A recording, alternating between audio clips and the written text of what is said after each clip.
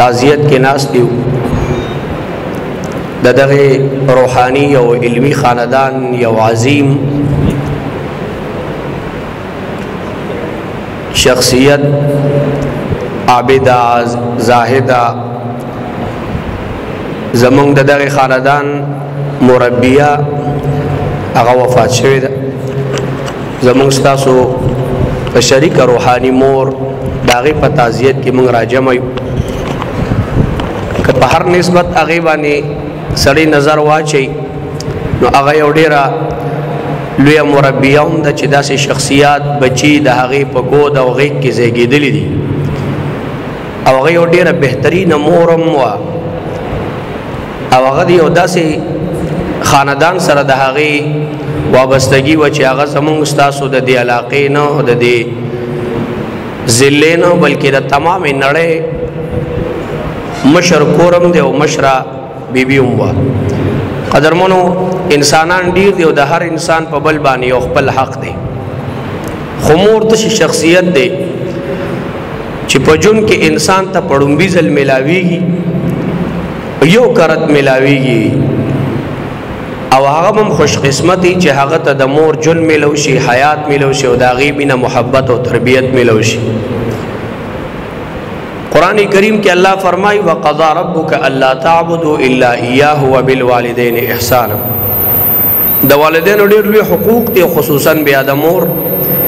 امام بخاری رحمه الله ادب المفرد کې او په بخاری شریف حقوق الوالدین کې دا حدیث راوړی دی پیغمبر خدا علیہ السلام نے چا پختنه وکړه من ابرو چا سره نیکی وکما حضور علیہ السلام متو فرمایل بر امک مور سره وکا به وتو فرمایل من ابرو چا سره وکم به وتو بر امک پدریم کرتیم دا خبر وکړه پدریم کرتیم د سردار دو جهان جواب یو شانتیو پسلورم کرت باندې چې بیا پختنه وکړه نو وته وی بر ابا کا لار سره کوا د دې حدیث نه محدثین او فقها فرمایي چې درې حقوق په انسان باندې د مور دي او یو حق په د پلار دی قران کریم چې کوم د مور او پلار د حقوقو تذکرہ کوي نو اصل خلاصہ د قران توحید دی او بیا پکې توحید په عبادت هم دی او دا دومره لوی عظیمه ګناه ده چې یو انسان د الله په مقابله کې د بل چا عبادت کوي او دې ته شرک ویل کېږي او الله وی ز شرک نه بخم نور هر قسمه ګناه بخم او د شرک سره خوا کې چې خدای په آیات کې کومه ګناه بل ذکر کړی دا هغه د مور پلار نافرمانی ده او د الله تعالی د توحید په عبادت کې چې عظیم نیکی ده هغه سره چې بهمت دوی منی کې خدای ذکر کړی دا د مور پلار سره احسان وقضى ربك الا تعبدوا الا اياه وبالوالدين احسان معلومیږي دا چې په آیت کې الله تعالی دو شیزونه ذکر کړی دي یو توحید د الله سره په عبادت کې او چې بل څوک الله سره شریک نشي او دیم د مور پلار سره احسان دی نو اهمیت معلومیږي چې دا څومره اهمه مسله ده قران کریم فرمایي ولا تقل لهما اف ولا تنهرهما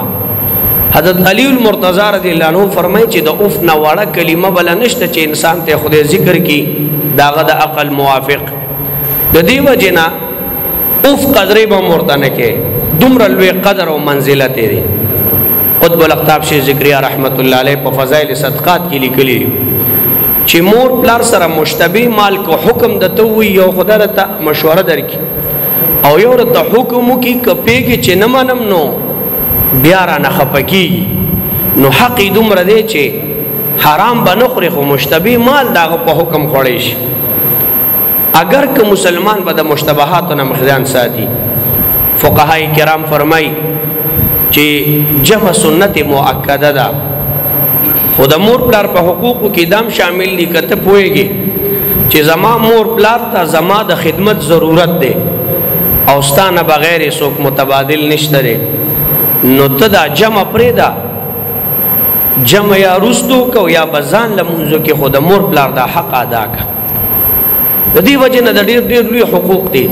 امام بخاری رحم الله یو حدیث را نقل کړی دی د مفرد حقوق الوالدین باب کې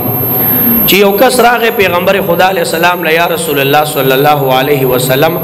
ما خپل امور په وګره طواف د بیت الله شریف وکاو هغه مې تو کړه جزیتها مې بدله ادا کړه کنه مې کړه ده وته فرمایل نه لا ولا بزفرة واحده محدثین وی زفرا هغه ساته وي چې انسان ستړي شي او د دې ستړیتوب د وجې د خولې نه یو اوزي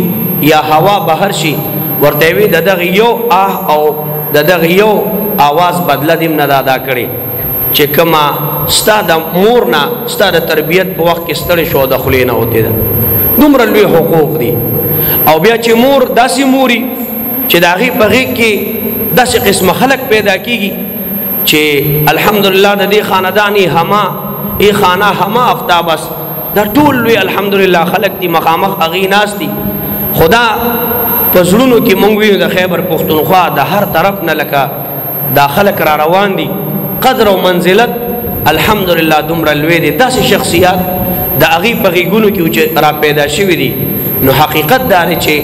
دا ډېر خوش قسمت خلق دي چې الله تعالی د داسې قسمه میاندو بغيګو کې دوی پیدا کړی دي او بیا موږ هم خوش قسمت او چې د داسې قسمه خلکو سره زموږ تعلق دي چې الحمدلله د هغي مرد او زن د انسانيت د رشد او هدایت لپاره الله چونو کړی دي د دې وجینا چې کله میان دي په داسې حالت کې وي چې هغه د الله او د رسول مکمل تابعدار وي او داغي امهات المؤمنین چې کوم اسوه هغه مکمل په دوی کې عملی طور موجوده و نو بیا په داسې قسم خلکو کې الله داسې خلک پیدا کړل چې د امام بخاری رحمه الله مور چې هغه مستجاب الدعوات مولا علی قاری او محدثین د بخاری شارحین داغي په حالاتو کې لیکلي او هغه بیبیان چې نیکان وي او د خپل بچو متعلق دانیتو چې زما زوی دی خدای پاک د احادیث او د دین خادم وګرځي نو پغېګه کې ولا خدای پاک امام بخاری پیدا رحمه الله او چې کله میان دي د سوي امام تاشقندی او سمرقندی او د بخاری او داسې نور علماء کرام د امام ترمذی داسې قسم خلک خدای پیدا کول او چې کله میان دي به تربیت شوي نن هغه غیږي دي چې د دمشق او د شام او د عراق او د کوفه هغه زینه چې پاغي کې بداسې خلکو چې به مرجع الخلائق او د تمام انسانیت د پاره د رشد او هدایت او د علم عرفان هغه منبع وي چې جهان و ته حیران او انګوش بدندانو داسې مدارس په کې خدای آباد المنظمه مدرسه خو تر ډیر وخت پورې ونه سلم الاصول زمون یو خسته کتاب دی هغه وی چې اوله مدرسه نظامیه په بغداد کې جوړه شو حضرت شاه اشرف علي تانوي صاحب په خپل خطباتو کې لیکلي دي چې 5000 طلبه کرام به اټ ټایم ملتبه سبق وي نو چې بیا خلق نیکانو امام بخاری او امام ابو حنیفه او امام ظفر او مجاهد ابن عمر او محمد او امام محمد او نوح ابن مریم او امام ظفر او د سلوي خلق او امام بخاری غوندي خلق په پیدا کېدل او چې خلق د دین نه لري شو میان دي به تربیت شوي نن هغه غيږي چې پاغي کې به بخاری او سمرقندی او تاشقندی پیدا کېدو نن پکې يهودي نصراني مرزایی او قادیانیان پیدا کېږي د دې وجه نه قدرمنو الله دې کی چې مونږ او تاسو لم خدای پاک په داسې ماحولونو کې داسې میان دي خويان دي راکې چې هغه زمونږ د بچونه د امام بخاری په شان خلق وباسي د شیخ قاسم په شان خلق مونږ له پیدا کی د حافظ سے په شان خلق مونږ له پیدا کی د شيوخ ول حدیث پیدا کی د امت کورن او دردی سینو ته ودا سي دایان پیدا کی لکه مولانا الیاس رحمت الله علیه او داغه بیبي چې په خپل هغه کې مولانا مودي یوسف رحم الله هغه پیدا ک او د مولانا یحیی شیخ الحدیث د هغه بیبي په هغه کې قطب الاقطاب شیخ زکریا پیدا ک او عبدالحی د الکنوی چې یو ډیر لوی شخصیت او علمیت او په هر فن کې یو ډیر دسته راس لري اغا شخصیت خدای پیدا کړ او د حسین احمد مدنی غوندي شخصیت چې عالمي په بل باندې واړو او د مفکر اسلام مفتی محمود رحمت الله علیه د هغې د کور والا د پغې کې الله رب العزت د قائد جمعیت غوندي او داسې شخصیات الله راوستل چې کائنات نن هغوی ته عزتمندو انګوش بدندان دی الله تعالی دې زمونږ د غمور درجات عالیه نصیب وګرځي الله تعالی دې ډېر